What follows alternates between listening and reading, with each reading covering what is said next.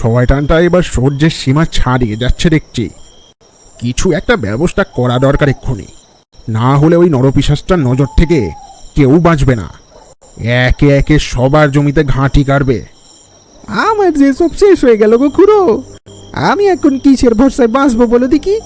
ওই জমিটাই একমাত্র আমার উপার্জন করার রাস্তা ছিল, সেটাও ওই রঘুনারায়ণ নিজের কবজায় করে নিল।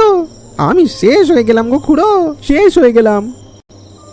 আরে বাপ, কাঁদিস নে রে, দেখবি সব ঠিক হয়ে যাবে। ওই শয়তানটার হাত থেকে বাঁচার একটা না একটা রাস্তা ঠিক বেরিয়েই যাবে। খুড়ো জানো, গত কয়েকদিনে ওই শয়তানের জন্য কত মানুষ মৃত্যুর পথ বেছে নিয়েছে। এভাবে চলতে থাকলে তো এই ঘুটঘুটিয়া গ্রাম একদিন নরকে পরিণত হবে গো। একটা উপায় আছে, তবে সেটা কতটা কার্যকরী হবে তা জানি না। কি আবার উপায় তোমার মাথায় এলো গো? ওই ডাকাতকালী শ্মশানে এক বাবা থাকেন। উনি আজ অব্দি কাউকে শুধু হাতে ফিরিয়ে দেয়নি। অনেকেই ওনার কাছে গিয়ে ফল পেয়েছে। তা তুমি ওনার কাছে গিয়ে কিভাবে এই লোকটাকে সাহায্য করবে? আমার তো কিছুই মাথায় ঢুকছে না গো। চেরাচুন্নি। কি চেরাচুন্নি? ও বাবা, সে তো খুব সাংঘাতিক জিনিস গো, খুব বিপদের। ওই লোকটাকে জব্দ করতে গেলে আমাদের এই বিপদকেই বেছে নিতে হবে রে, আর কোনো রাস্তা নেই। রঘুনারায়ণ বাবুও এক নরপিশাচের কম কিছু নয়। এরম লোকের সাথে থাকার চেয়ে চেরাচুন্নির সাথে থাকা অনেক ভালো। কিন্তু ওই চেরাচুন্নি যদি হাতের বাইরে বেরিয়ে এই গ্রামের নিরীহ মানুষগুলোকে মারতে শুরু করে, তখন কি হবে গো খুড়ো? আমার মনে হয় না এমনটা ঘটবে, কিন্তু ওই শয়তানকে জব্দ করতে গেলে তো একটু জীবনের ঝুঁকি নিতেই হবে রে। বাকিটা ওই ওপরওয়ালার হাতে ছেড়ে দে, সে সব ঠিক করে দেবে। হ্যাঁ গো খুড়ো, তুমি ঠিকই বলেছ। এখন তো উনি আমাদের ভরসা। তবে এই সিদ্ধান্ত নেওয়ার আগে নরেন, তুই একবার রঘুনারায়ণের কাছে গিয়ে শেষবারের মতো আবেদন কর। জানি তাতে কোনো লাভ হবে না, কিন্তু তাও মনের শান্তি আর কি। অন্তত এটা মনে হবে না যে আমরা কোনো চেষ্টা না করেই এই সিদ্ধান্ত নিয়েছি। নরেন খুড়োর কথায় রাজি হয়ে যায়। রঘুনারায়ণের কাছে গিয়ে নরেন কাকুতি মিনতি করে পাতলা কণ্ঠস্বরে তাকে বলল, বাবু বাবু, আপনাকে জোর হাত করছি, আমার জমিটা ফিরিয়ে দেন বাবু। ওই জমিটাই একমাত্র আমার উপার্জন করার উপায় বাবু। সব শুনে জমিদার বাবু কটকট করে নরেনের দিকে চেয়ে বললেন, আজকাল এই গায়ের মানুষদের খুব সাহস বেড়েছে দেখছি। আমার কাছে ভিক্ষে চাইতে এসেছিস? তোর এত বড় সাহস! বাবু আপনি ভুল বুঝবেন নি বাবু, আমি সত্যি বলছি। ও জমি না থাকলে আমি না খেতে পেয়ে মরে যাব। একই কথা শুনতে আমার ভালো লাগে না, কানে ব্যথা করে। ওই জমিটা তুই ভুলে যা। আর বেশি বক বক করলে এখনই তোকে আমি নিজের হাতে মেরে ফেলবো। কেউ একটাও প্রশ্ন করবে না যে আমি তোকে কেন মারলাম। এখন যা, আমার চোখের সামনে থেকে দূর হয়ে যা। যত সব নীচ গরিব মানুষজন আমার মহলে ঢুকে ভিক্ষে চাইতে এসেছে।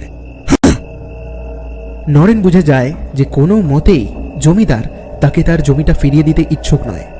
অগত্যা তাদেরকে যে শেষমেশ ওই রাস্তাটাই বেছে নিতে হবে সেটা নিশ্চিত। যথারীতি নরেন মুখটা ভার করে আড্ডায় ফিরে আসে। সে সব কথা খুড়োকে বলতেই খুড়ো বলল, ঠিক আছে, ও যখন মরার জন্য এতই ছটপট করছে তখন আর দেরি কিসের? চল সবাই আমার সঙ্গে। এই বলে খুড়ো সবাইকে নিয়ে রওনা দেয় ওই শ্মশানের দিকে।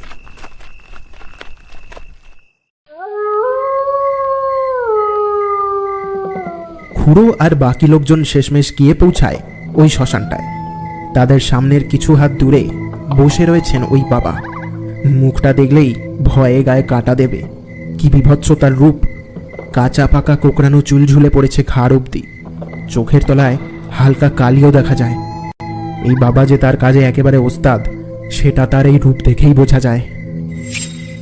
বাবা, পেন নাম নেবেন?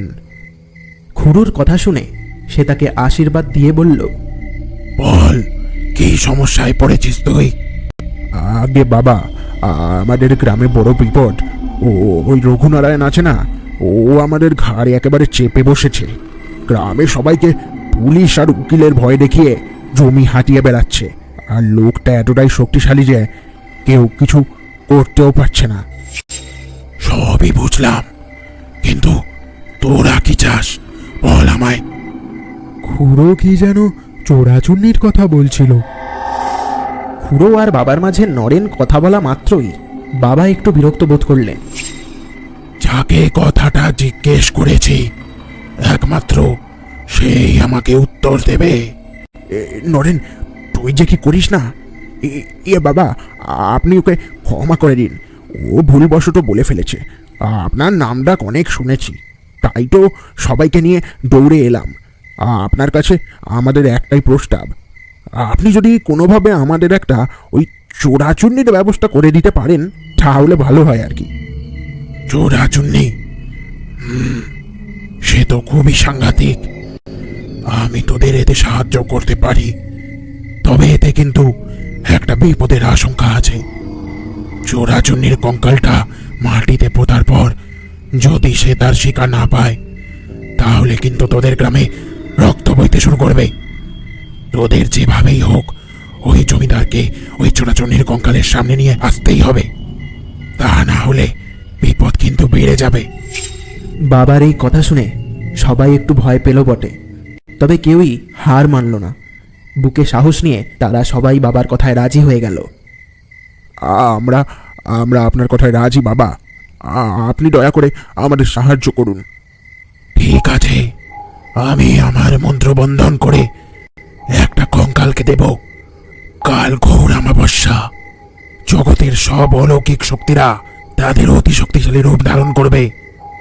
আজ রাতের মধ্যেই তোরা এই কঙ্কালটাকে মাটিতে পুঁতে দিবি, আর কাল যেভাবেই হোক ওই শয়তান লোকটাকে এই কঙ্কালের সামনে নিয়ে আসবি। তারপর দেখবি কি হয়। ঠিক আছে বাবা, আপনাকে অনেক অনেক ধন্যবাদ বাবা, অনেক ধন্যবাদ। ইতিমধ্যে খুড়ো আর তার চেলারা ভিড় জমিয়েছে। আজ কিছু একটা বড় ঘটতে চলেছে এই খুটখুটিয়া গ্রামে। কিরে, তোরা সবাই বুঝেছিস তো কি করতে হবে? গোপন তথ্যে জানা গেছে যে আজ সন্ধ্যাবেলায় রঘুনারায়ণের দুই চেলা নরেনের জমির কাছে টহল দিতে আসবে। তাদের আসার আগে আমাদের ওখানে পৌঁছতে হবে। হ্যাঁ গো মোড়ল, আমরা সবাই তৈরি আছি। চল তবে। এই বলে সবাই একসাথে রওনা দিল নরেনের জমির দিকে। সেখানে আজ যে বড় কিছু ঘটতে চলেছে সেটা খুব সহজেই বোঝা যায়। কিছুটা পথ পায়ে হাঁটার পর তারা এসে পৌঁছায় নরেনের জমির কাছে। তারা সবাই এখন ওই দুটো লোকের আসার অপেক্ষায় দাঁড়িয়ে আছে। খুড়ো, অনেকক্ষণ তো হয়ে গেল, তুমি ঠিক খবর পেয়েছো তো? আজ আসবে তো ওরা? আরে বাবা, একটু ধৈর্য ধর না বাপু, খবর যখন পেয়েছি তখন ওরা আসবেই। ওই দেখ, ওই যে আসছে, সবাই তৈরি থাক। কিছুক্ষণ পর দুটো লোককে তারা তাদের দিকেই আসতে দেখে। তাদের দুজনেরই হাতে বড় লাঠি আছে। চেহারা স্বাস্থ্য বেশ ভালোই।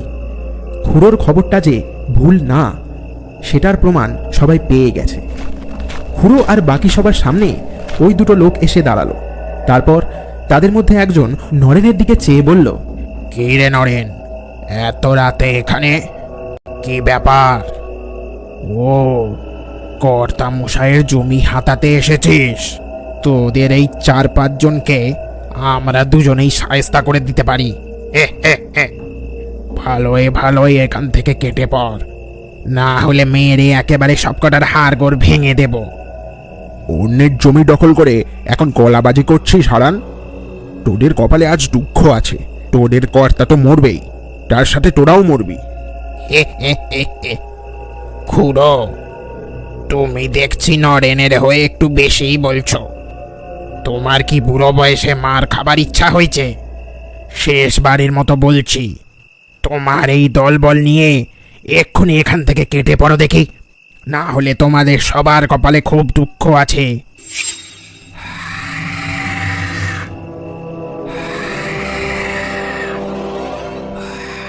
একটা বিকট আওয়াজ করতে করতে সবার সামনে এসে দাঁড়ালো একটা ভয়ানক পিশাচ।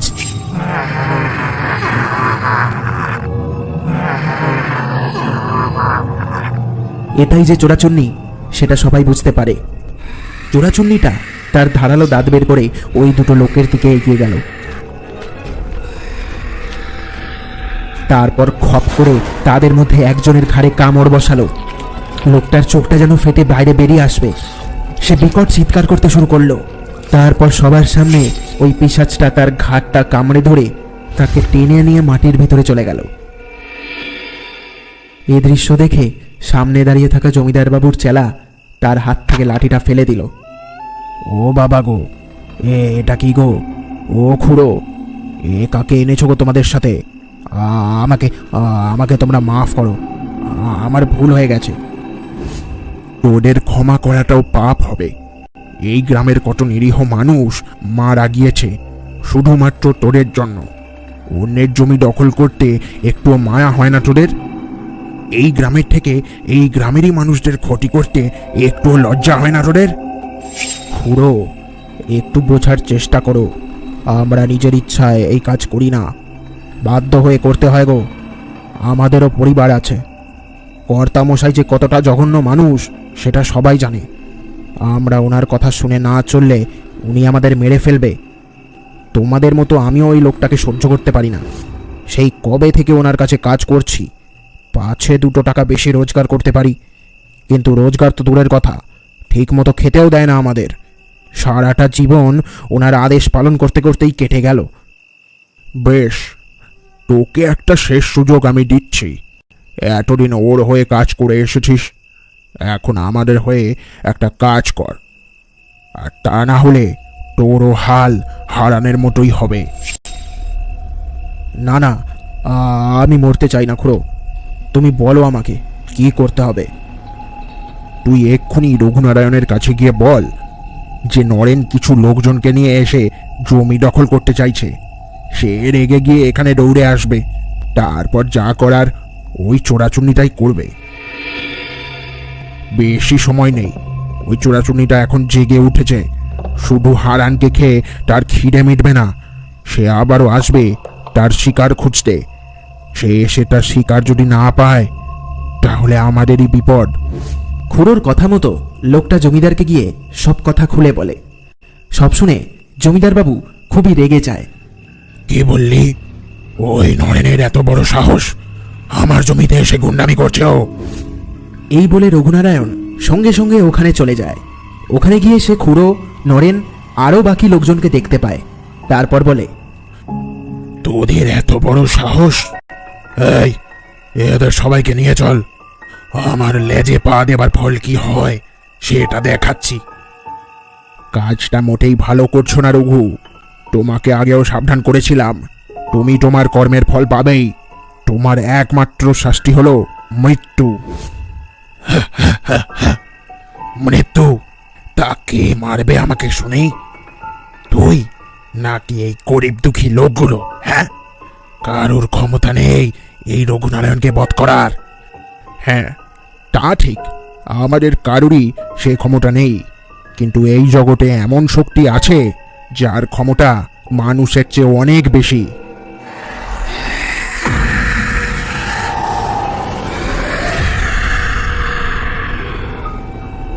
খুড়োর মুখের কথাটা শেষ হতে না হতেই রঘুনারায়ণের সামনে ঝপ করে লাফিয়ে দাঁড়ালো ওই পিশাচটা।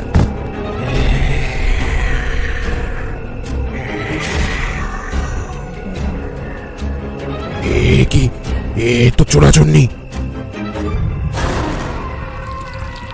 নিমেষের মধ্যেই চোরাচুন্নিটা রঘুনারায়ণকে মেরে তার রক্ত শুষে নিল। মাটিতে পড়ে রইল তার রক্তহীন ফ্যাকাশে দেহটা।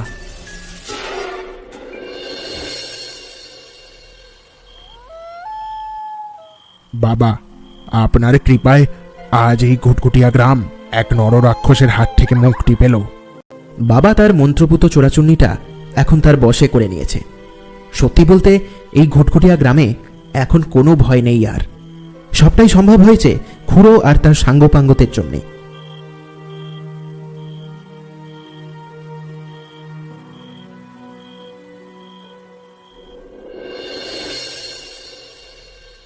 বহুত সবাই কমেন্ট করে বলো যে আজকের গল্পটা তোমাদের কেমন লাগলো। পরবর্তী গল্প নিয়ে ফিরছি খুব তাড়াতাড়ি।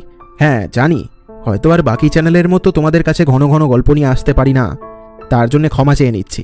আজ তোমাদের ভালোবাসায় 16,000-এরও বেশি লোকজন আমাদের সাথে জুড়েছে এই চ্যানেলের মাধ্যমে। তোমাদের সকলকে অনেক অনেক ধন্যবাদ। তোমাদের ছাড়া কিছুই সম্ভব হতো না। একটু ধৈর্য ধরে গল্পের জন্য অপেক্ষা করার আবেদন জানাচ্ছি তোমাদের।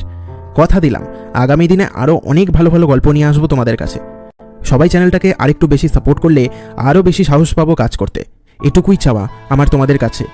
সবাই আশীর্বাদ করো যাতে আমরা খুব তাড়াতাড়ি আরও বেশি লোকের কাছে পৌঁছতে পারি।